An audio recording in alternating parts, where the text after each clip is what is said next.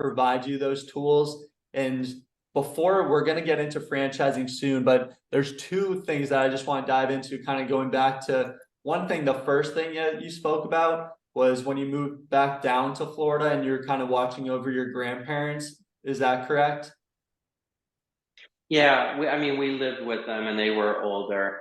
That was more it was nice to have some Yeah. additional people to help us, really. They were Yeah. probably more helping my mother and I than we were helping them, at least in those earlier days. Yeah. I wanted to kind of bring that up. Just nowadays, most of the time, we rely on our parents. They give us kind of the comfort, not in all cases, but in most cases, a lot of people have parents that they've worked for so much and now they're able to unfortunately provide for their kids. And now kind of those kids end up, in their 20s still kind of relying on those same resources. So what were kind of those skills that you learned from an early age, having so much responsibility, having to provide for people that were older than you at a younger age? Can you just speak on some of the skills and traits that taught you and maybe how that converts to the business world? Yeah, sure can. Yeah, I mean, it's one word, independence. Mhm. I learned independence very early on, and that was a super helpful skill that I think is important for people to learn. And I Yeah. don't mean independence like, hey, I don't need anybody's help independence. I just mean, hey, I can do this on my own without somebody looking over my shoulder.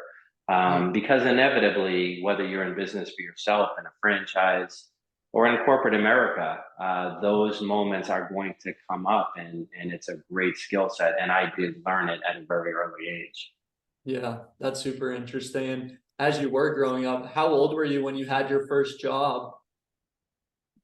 Oh boy, I think I was 8 years old at Oh, my when wow. I had my first job, and that was I would get on my bike and I would ride to a landscaping place, and this was yeah, this was in Boston, and I would water the outside plants, and that was like an hour gig or so, and I would do that every morning. I think that was the first job. I had a lemonade stand there somewhere in the 10-ish range, which was kind of cool. That was the first opportunity to like make a product. We'd make Yeah. lemonade. My grandmother would make tarts. I'd take my wheelbarrow down and sit at the gate of the Barnstable County Fair. And that was like, oh, gee, the lemonade would be 25 cents. The tarts were 15 cents. And people would give me a $5 bill and say, hey, keep the change. And I Yeah. was like, "Whoa, this is a great, this is a great way to go." That was probably my first like entrepreneurial moment of, Yeah. "Hey, that's a $5 bill." That's fascinating. That's a really good point there too. I think just from a young age, just always taking action. Whereas, for me personally, and I think a lot of people, I talk to them daily, a lot of people in the hip hop industry, they're trying to market themselves. And a lot of people, they want to have a sweatshirt company. They want to start a business.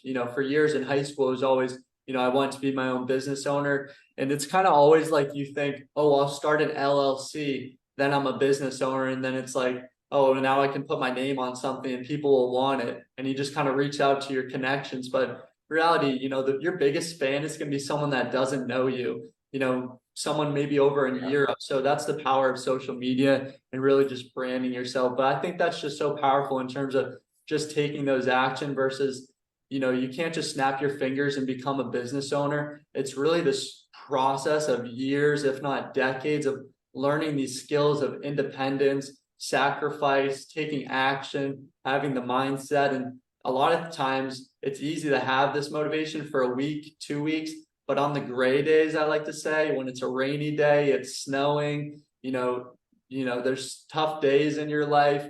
How do you react on those days? But one of the things as you kind of speak about your path from an early age, it's very clear that you were an entrepreneur. You weren't really meant to, spend that 40 hours a week working for someone else, and you wanted to take that control for other people.